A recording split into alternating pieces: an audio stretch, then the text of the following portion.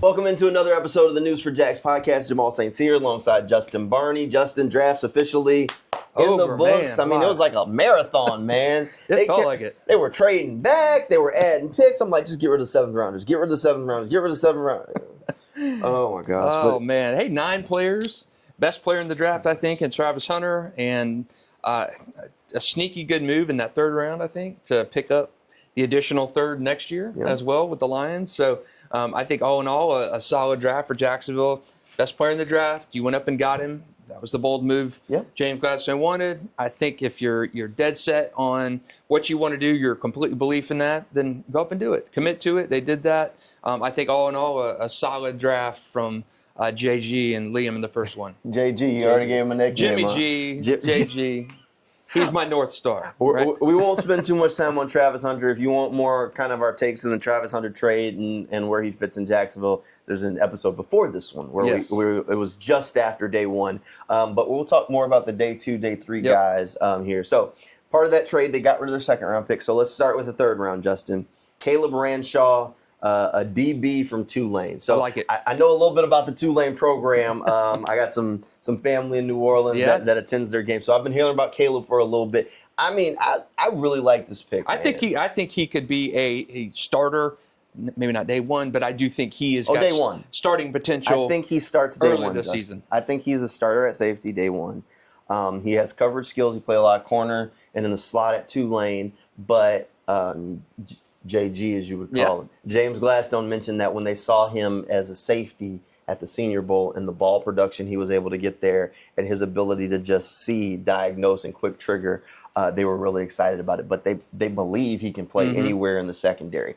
I think he's going to play a role as a rookie. I mean, look, let's be serious, Justin. The safety room ain't exactly full of like... It's lean. It's a little lean. So it would not surprise me one bit if Caleb Ranshaw and Eric Murray are your 2 starting safeties week 1. Yeah, not one bit. I don't know if he's. I don't know if he's going to start day 1. I do think not one bit. I do think that there is a good chance for him to be starting early on this season. Safety room is bare. Yes, bare. But you do have. I mean, Savage going to go back to slot, right? Or is he going? Is he in safety? He's considered a safety. Safety, right? So.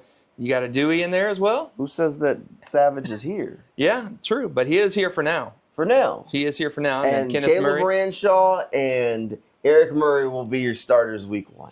Doug Peterson said last year Savage was his guy. He did. He did. And Doug Peterson could take him with him is what it looks like. Because Caleb Ranshaw and Eric Murray will be your starters at safety week 1. Right. I'm booking it. We can make it a bet along the way. But that's what I'm saying this right now. All right. He's more confident than me. I do like the pick though. I do think he's got. I think their 2 3rd-round picks are starters, if not day 1. I do think they are starters within the first month of the season. All right. So speaking of the other 3rd-round pick, that's Wyatt Milam, a guard from West Virginia. Well, he played tackle at West Virginia, left tackle a lot, and he probably can give them some flexibility there. But they call him a guard. He's going to be a guard. Yep. I like it.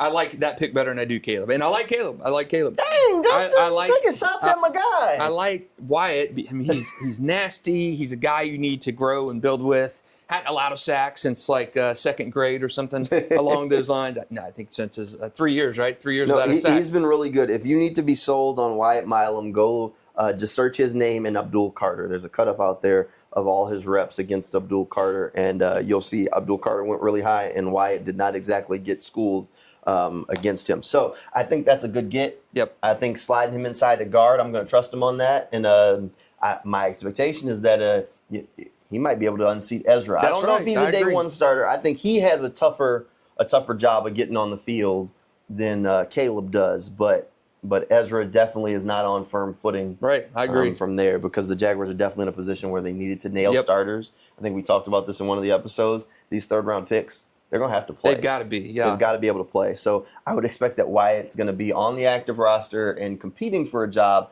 Unseating Ezra is not going to be easy, but I wouldn't be surprised if he was able to pull it off at some point. Yeah, I agree. I'm with you. I mean, Ezra was kind of the guy they traded for, signed his tender this year already. So he is, if nothing, at the very least, Ezra is depth, and he's a proven body who could start. But I do think that Wyatt can get in there, muscle in there, and push Ezra for a job. And, you got the attrition during camp, too. So who's to say that he ends up playing guard? He could end up having to spot fill as a tackle as well, and he did that in college of West Virginia. Well, they've added a bunch of tackles. they've added a bunch of tackles. They should not be thin. If they get thin at tackle, something went terribly wrong. All right, so that wraps up day 2. So a pair of picks on day 2 I think we both like. So pretty good day 1, Agreed. day 2. Yep. So going into day 3. So what I want to say, and we'll kind of talk about these as we go, but I found this completely interesting. James Gladstone, during his interview process, apparently part of his initial interview was he came in with a list of players that he thought should be priority draft picks on day 3 to help build the team out. And I didn't get the full number of players that were on the list that he pitched, but he was able to land 3 of those guys. So we'll spotlight those 3 along the way from these day 3 guys, because there's 4 guys here. Right? No, it's more than 4. But there's a handful of guys here, and 3 of them he called way back when we're talking about February. This is long before the combine, before the Senior Bowl, all this, where he rolled in and said, these are guys that we should try and target on day 3 as a part of his interview process, which that's information that if you don't get the job, you just gave them for free, right? So that leads us to our first guy on day 3, who was one of those guys that Gladstone targeted, Bashal Tutin. He said he wasn't sure when he saw him run at the combine if he was going to be there on day 3, but he was, and the Jaguars were able to land him. He's fast. He's very fast. Hey, if you'll listen to the News4JAGs podcast, like 2 months ago, then you know, about that. He's the Bucky Irving in the equation. The thing that worries me about him, he's got 4.32 speed in the 40, fast as can be. The thing that worries me about him is he's got a tendency to put the ball on the ground. So that's an issue for a Jaguars team that has seen Tank Bigsby struggle with ball security, Parker Washington struggle with ball security. Those guys get the ball, and every time they touch it, I'm worried. So Bashal, clean slate, though, here in Jacksonville until he starts putting the ball on the ground in preseason games for me. Give him a chance. He's fast. Same speed as Devon Achane down in Miami, 20 pounds heavier. 20 pounds heavier, same speed. And by the way, he at Virginia Tech over the last 2 years had almost 3,000 all-purpose yards. I think when our lights went out. Oh, man. That's strange. All right. But, yeah, so, look, Bashal Tutin, I'm excited about this dude. I think he has a chance to be a really good player. Year 1, though, I know a lot of people are like, oh, he's going to come in and take Travis's job. I don't think he's the threat to running back snaps. Can he take Keelan's job? Well, Keelan never played. I'm kidding. But I do think that's what I was getting to. I think he's the kickoff returner. I could see that. I think he's your kickoff return. You take a dude with 4.32 speed, and then we've talked about my thought on the kickoff return process is you want a running back there. I think that Bashal Tutin is going to be your kickoff returner day 1. Maybe he turns into your running back of the future after you move on from Travis Etienne after his 5th-year option, but that's to be seen. But I think Tutin's your kickoff returner and a depth piece day 1. Agreed. He can compete with Tank for touches, if anything. All right, so another guy that was on James Gladstone's priority day 3 list, Jack Kaiser, the linebacker from Notre Dame. A Chad Muma replacement. A Chad Muma replacement. Well, there was a spot open in the linebacker room anyway. Caleb Johnson no longer with the team, so they were looking for a linebacker, but he could end up being a Chad Muma replacement. So Jack Kaiser has played a ton of football. He had a career high in 90 tackles last season for Notre Dame. 5-year guy at Notre Dame. A 5-year guy. He grew up on a farm, so he's farm strong. I asked him what was harder, farming or football. And he said they were different. He said football is supposed to be fun. Farming is work. But he's used to that, and seems like a good guy. And one thing that I did find interesting, keep in mind, like the Jaguars had the most draft picks from the Senior Bowl because everybody but Travis Hunter went to the Senior Bowl. Jack Kaiser played safety a little bit at the Senior Bowl because they didn't have enough people, and Gladstone said he really liked that Kaiser was willing to put himself in an inconvenient position that could like make him look bad in the eyes of these NFL teams just because that's what the team needed in that moment. So that was something that Gladstone said he really liked. Liked it. I like up until this point, I like all the picks, day 3, and then day 2, both the day 2 picks, and then what we're through day 3. I like them. All right. I like all of them. So let's get to round 6 here. So nothing in round 5. Yep. We jumped to round 6. The Jaguars hadn't added anything in the edge kind of ballpark until now. Jalen McLeod from Auburn, undersized. I mean, 6'1", 2-something. I mean, he is an undersized guy, but the Jaguars have been looking for a third pass rusher. He's kind of in that mold of Yasir Abdullah, but I mean, he's nasty. I mean, he is absolutely nasty. He had 22 and a half sacks during his 5-year career. Started at Appalachian State and then finished at Auburn. Had a couple of big sacks against Alabama last year. McLeod, I really like this dude. When you go back and look at him, I had no idea who he was when they drafted him. I'm not going to. I did watch some of his highlights on YouTube, and he reminds me of Yasir Abdullah. So no. We'll see. No. The fastball. Let me go ahead and tell you. All right, hold on. So our resident Auburn fan, Kyle Ashley, our producer, he goes, man. Yeah. Like, he was excited. He knew exactly who he was. I had to go look him up. Yasir Abdullah was just a fastball. Speed. This dude was bullying people. He's strong. For a 6'1" dude, he was absolutely bullying SEC offensive linemen to get to the quarterback. That Alabama sack against Jalen Milroe was impressive. Yeah, Jalen's a big boy, too. Threw a dude to get there. And the thing, Kyle's scouting report was, he made big plays, but it felt like whenever the team really needed one, that's when he showed up. That's good. You want a baller. You want a baller, and he is an absolute baller. He said that people doubting him for his size just adds that extra chip on his shoulder, and he's excited to come in and try and learn from Josh and Trayvon. So this pick's grown on me. When they made it, I was like, a linebacker? And then you look him up, and you're like, oh, he's just listed as a linebacker because he's small. But he's lined up all over that defense for Auburn, so done a lot of different things. He's right now edge 4 in this equation, right? Yeah, I'd say he's edge 4 now because they signed Emmanuel Ugbo. We haven't talked about that. But prior to that, we were thinking he's 3. Yeah. But now, he's probably edge 4, which gives you some flexibility. He's going to be a special teams guy day one. Jack Kaiser's probably a special teams guy day one. Once we get past Tootin's also probably a special teams guy day one, but could earn a role. I don't think he is.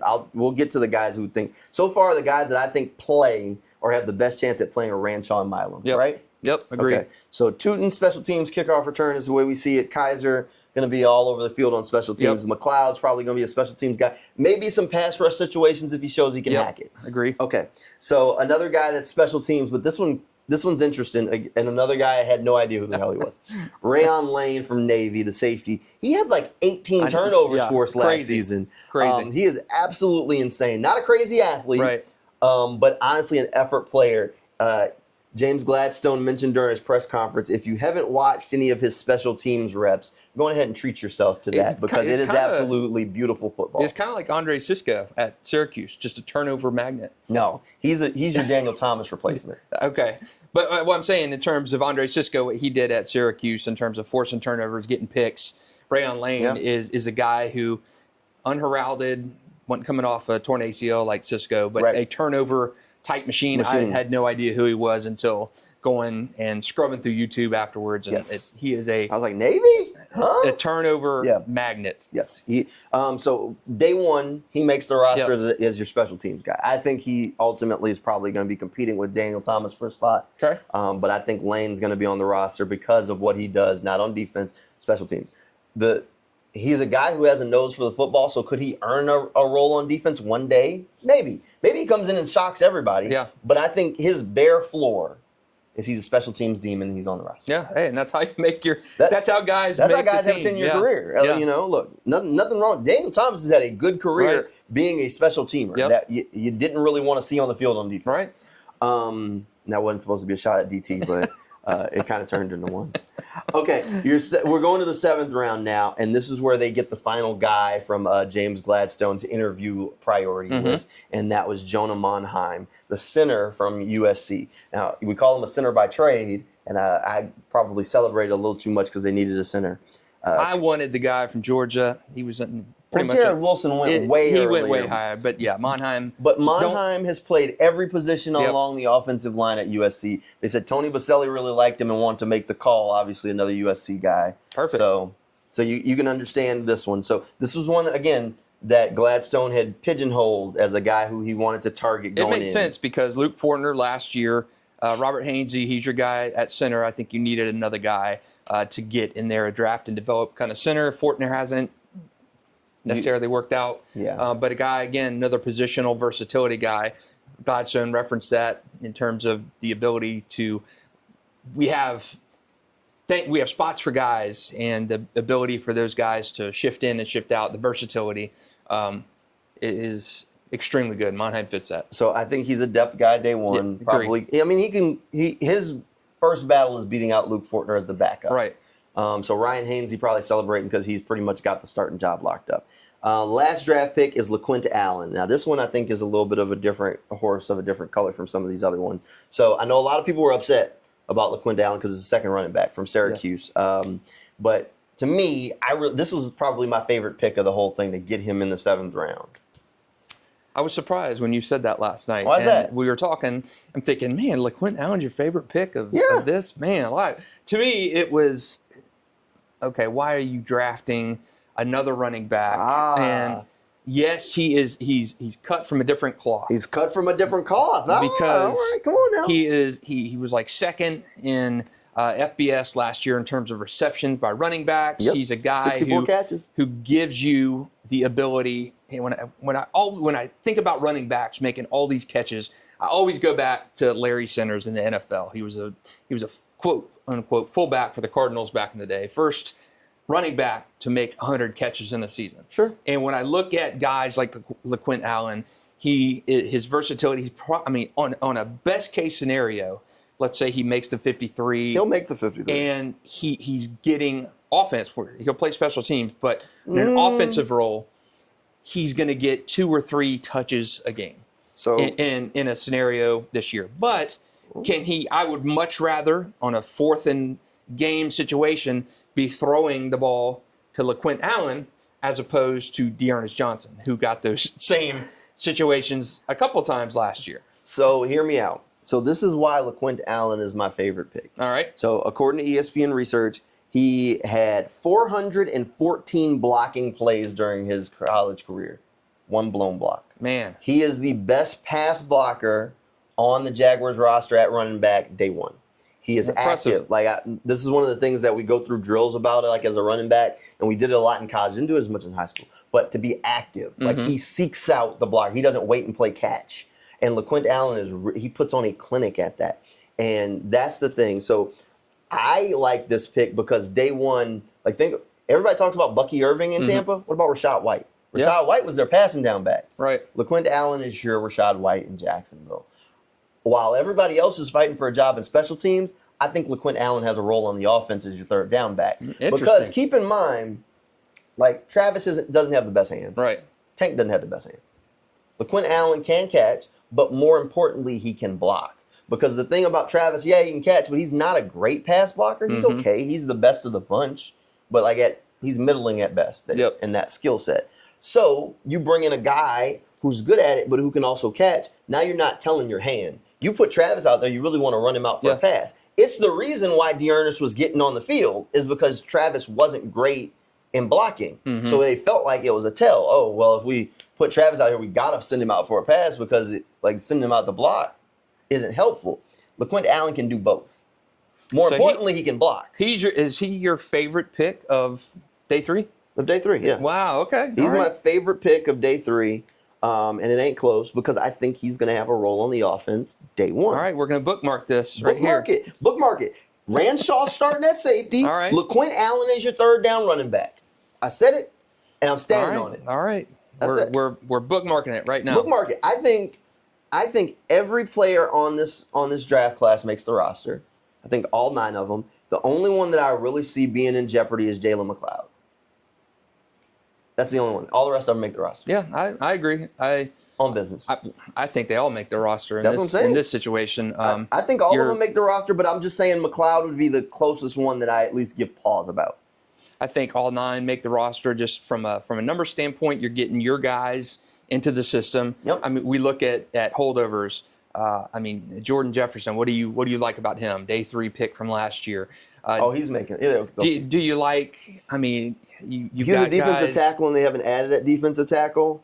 So you kind of got to keep. You need Mason to take a step forward. You need Jefferson.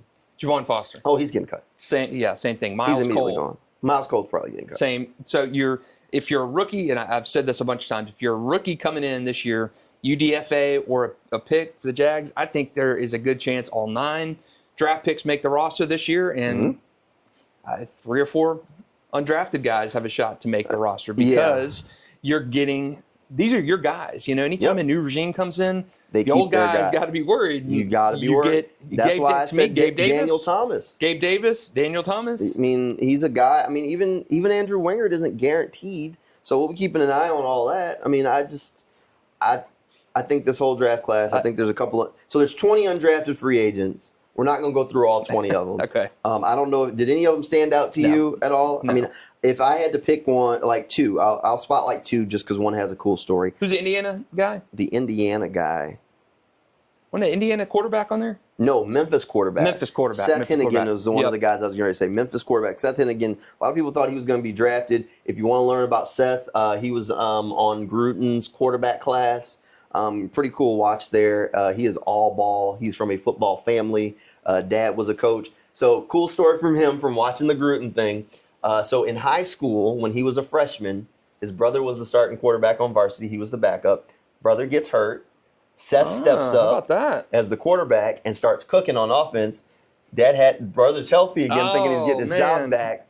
Dad's got to break the news. So it was a little awkward. He said his dad pulled him out of class to tell him, hey, we're sticking with you at quarterback. He said he could see it in his face, his dad's face, that he was hurt. Man. Yeah, so maybe Thanksgiving was a little awkward for a year or two. But now that Seth is in the league, I think his brother probably can live with it. But Seth is good. Seth definitely cooked. He has an opportunity to be a developmental quarterback. If they keep three, I would think he's the third. What I always at the like very to least, do he's practice squad in the draft, and Jacksonville has done this so poorly in the 31 years since it's been a franchise. No matter quarterback, Coughlin did an okay job at it. Draft a developmental quarterback. I think I look back to like Washington when they got RG3 and Kirk Cousins in the same draft. People are like, "Why are you drafting the two quarterbacks?" So you like what Cleveland did then? I do. Yeah, I love what Gabriel Cleveland did. and Shedeur Sanders. The thing I don't like about them. Would you have drafted Shedeur here? I would have drafted him. Oh, you're a crazy once person. You get Absolutely not. Once you get like the fifth or sixth round. Justin, you're an insane person. No.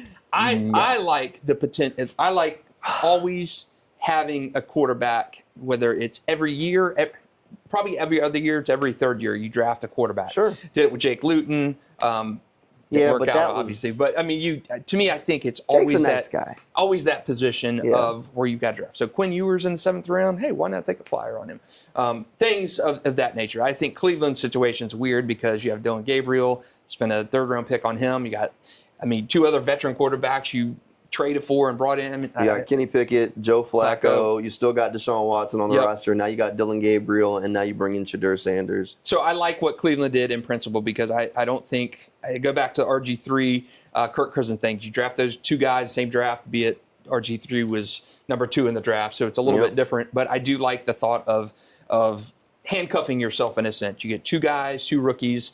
Quarterbacks go down like crazy. I don't think there's anything wrong with drafting 2 quarterbacks in the same draft. I just wish Jacksonville would do that. Maybe next year is the year they do it when Trevor Lawrence flames out this year. Oh, Justin, we were doing good for a second, and then you just have to. No, I do need like you to stop. I do like the fact of drafting and stashing a guy on the roster. All right, so we talked about Seth Hennigan.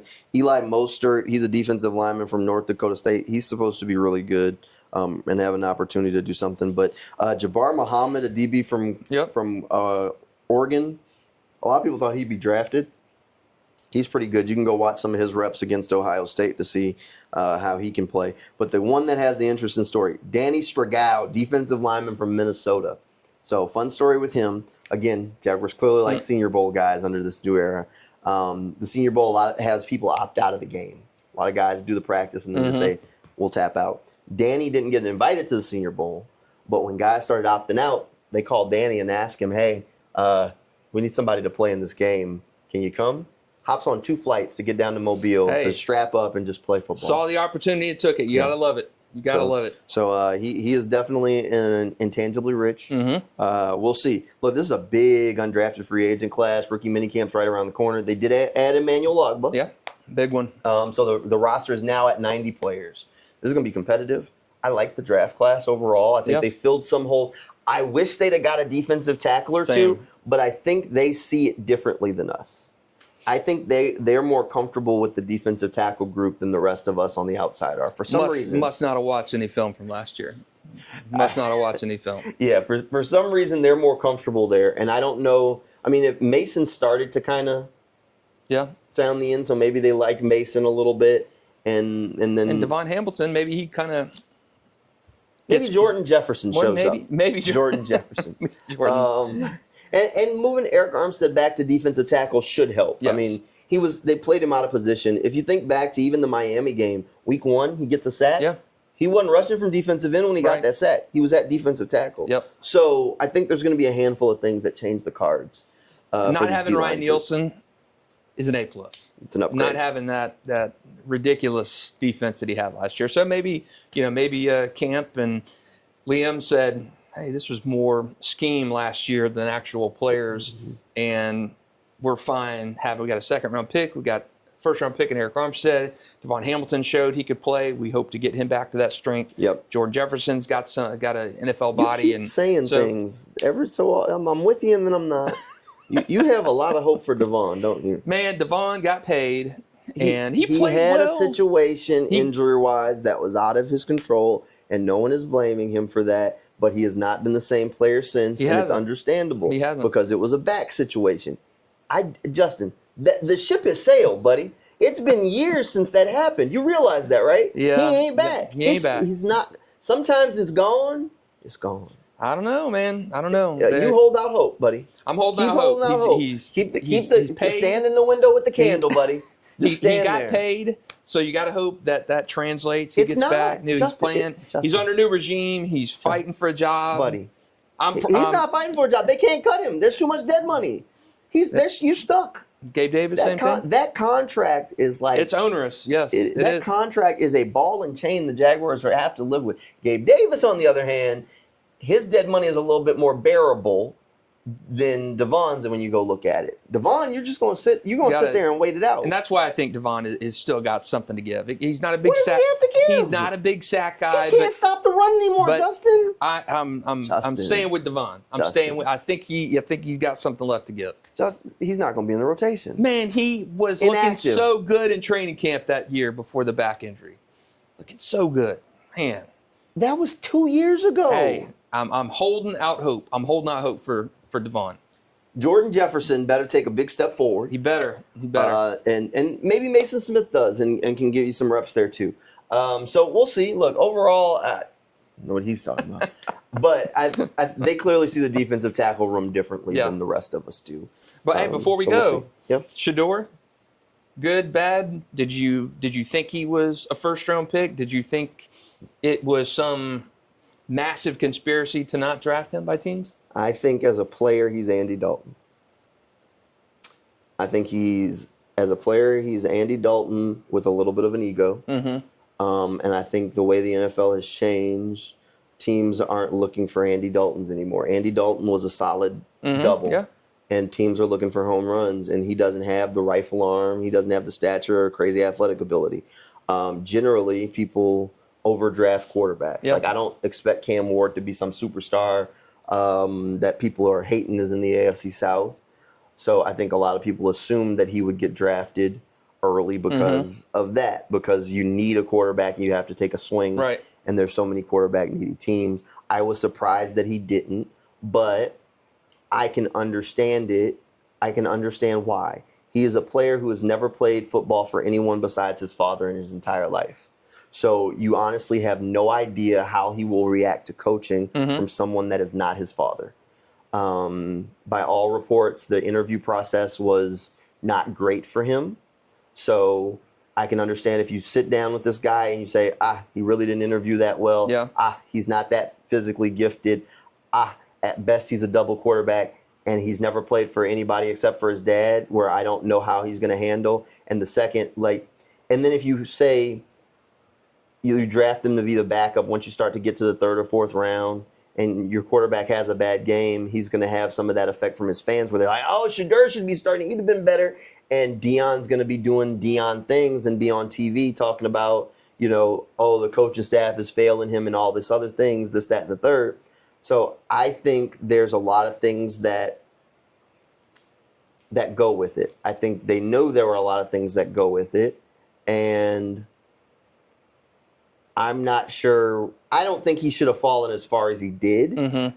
But I understand that there's risk involved with a player and a personality type that comes along with him. I mean, he is nothing. He's not that far different from the situation with Lonzo Ball and LiAngelo Ball. I mean, the Ball brothers, because their dad was very outspoken, and the reports were that NBA teams didn't want to have to deal with the swirling that. Now, since he's toned it back some.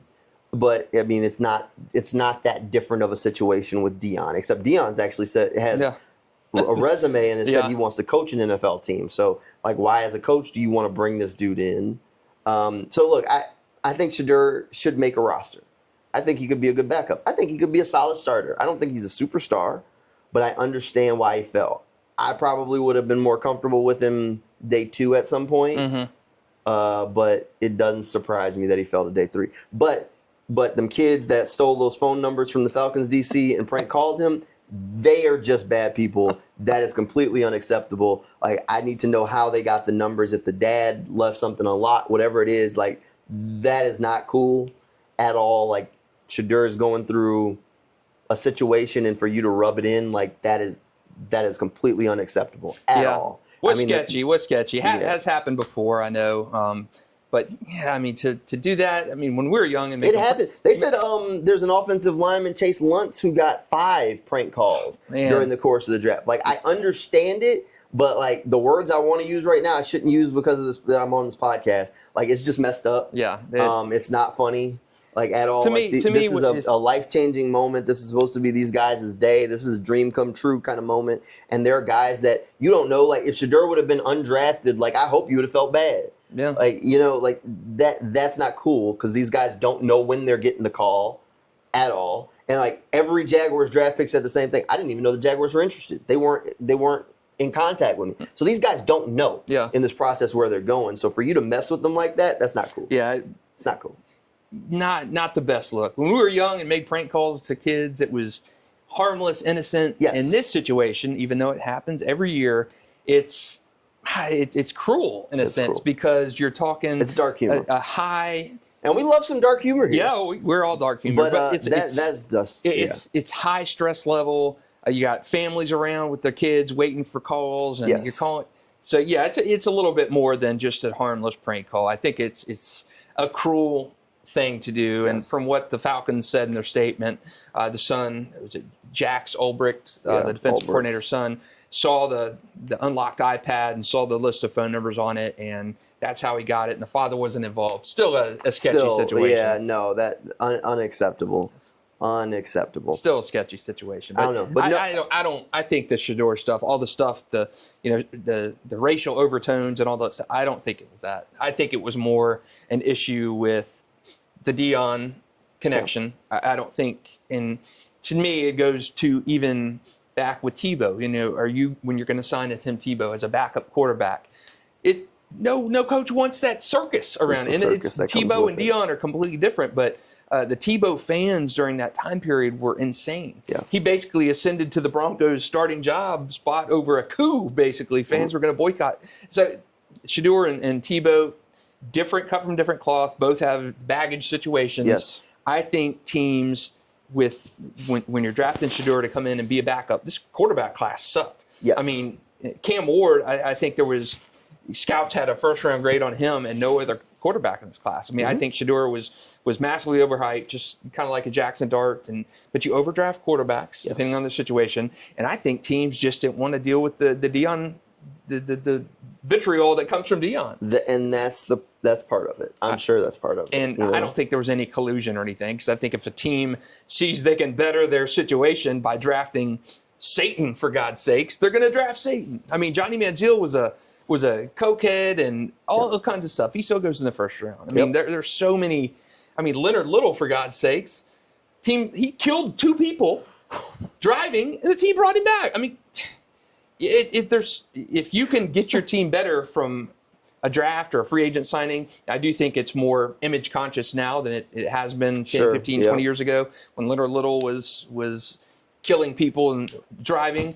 A different time. It was a different time. Different time. But those situations, they're signing felons and guys Right. with substance abuse problems and stuff. So I do think if there's a chance to get your team better, drafting Shedeur in the second round or the seventh round, you're going to do it. You're going to do it. I just think the baggage of the Dion stuff more than the overconfidence. I mean, people saying Shedeur is too confident. What? Are you kidding me?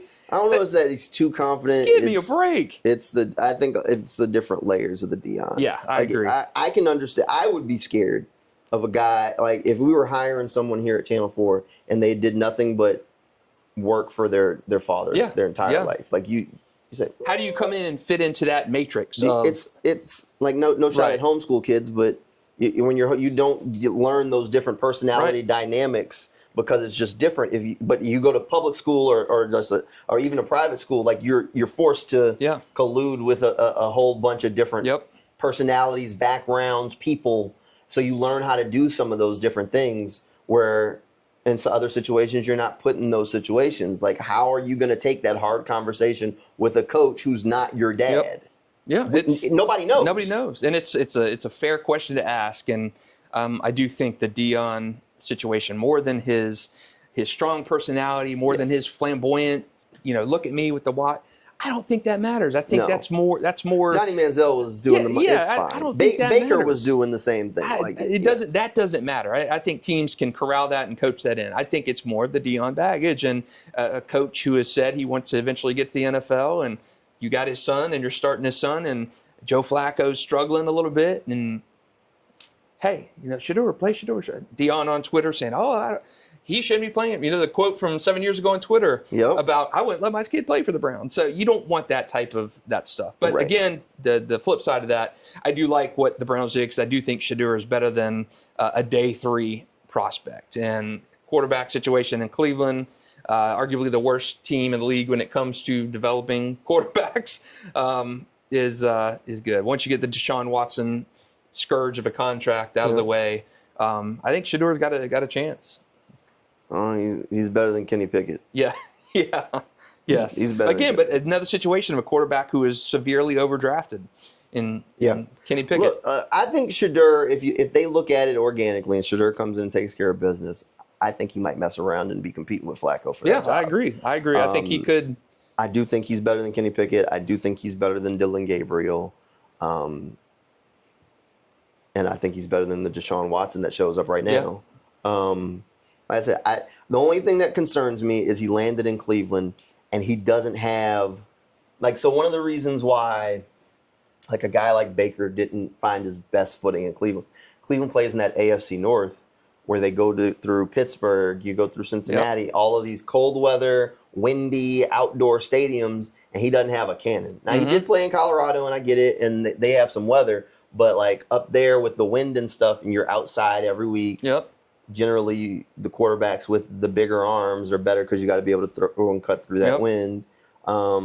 That's why a guy like Baker, Johnny Manziel, didn't do great there, but Baker in Tampa is a little bit different because he's in a different situation. And so I think that's a layer that he'll have to figure out how to manage. But I think he's going to be their best option at quarterback as long as he takes care of business. I think Shedeur in Cleveland, and I posted on Facebook somebody the other day was having this Shedeur anti-NFL conversation. For one, he's got to get the right situation. Who cares he didn't go in the first round? You got to go. And I thought Cleveland would be a great situation for him because Stefanski offense is good, quarterback centric. You got a Flacco up there, so you don't have to come in and be the guy right off the bat. And I think Cleveland is perfect for him because Browns fans want a savior at quarterback. They thought Deshaun was it. I mean, Deshaun Watson had 35 sexual assault cases against him, and Cleveland signed him when all that was going on. Traded for him. So and gave him $230 million guaranteed. So Cleveland is quarterback starved, and Manziel couldn't cut it there. And if Shedeur can go up there, he would be a god if he could do that. And I think Cleveland is the perfect situation for him. Whether you got him in the first round or the 7th or an undrafted free agent, I think that's the perfect spot for him. Well, we'll see what happens. All right, rookie minicamp is right around the corner, so not this week, but next week. And then right after that, we should have OTAs and then minicamp off and rolling, and then we'll take that quick break. and we're off to training camp. Coming But soon. draft is now in the rear view, so we're getting closer and closer to football. Oh, and the schedule officially comes out at is it May 14th? May 14th or 15th. I think it's somewhere right in there. So a couple weeks away. Yeah. So we'll roll that out too. So yeah, it should be some fun. There's a little bit of Jags getting to rolling. I know excitement is definitely high now that Travis Hunter's in town. So make sure you subscribe to the News4JAGs podcast. You can always track these things down. We appreciate you guys hanging out with us, and we will see you next time.